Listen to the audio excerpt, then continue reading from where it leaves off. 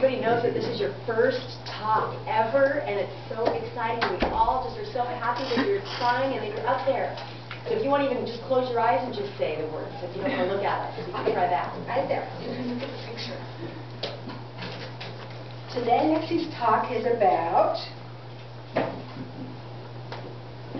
Moses in the burning bush. You want to show the picture? Show the picture. Show the picture.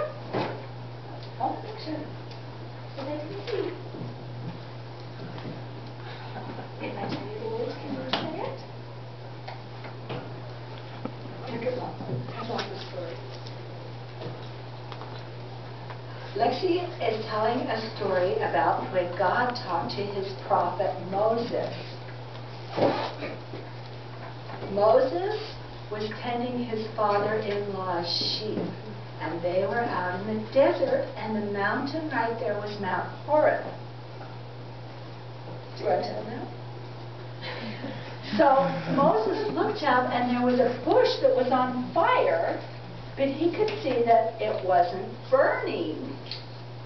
And he thought, I'm going to go over and see why that bush has flames coming out of it, but it isn't burning. And when he got close, God spoke to him from the bush, and he said, Moses. And Moses said, here I am. And God told Moses to take the shoes off his feet, because the place where he was standing was holy ground. If you can see, Moses has his shoes off, right? So, when Moses took his shoes off, God talked to him. And he told him about the people in Egypt who were not happy and who had been praying to God for help. And God heard their prayers. And he said to Moses that he wanted Moses to go to Egypt and save the people and bring them out of Egypt. And Moses wasn't sure he could do that, because that sounded like a big job. And God showed him a sign. And he said, Moses, lay your staff down on the ground. So he put his big walking stick on the ground. And do you know what happened? God turned the stick into a snake.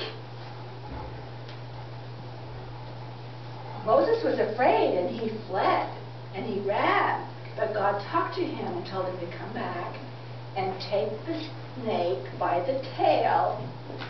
And Moses did. He reached down and picked up the tail of the snake, and the snake turned back into his walking stick. Pretty cool.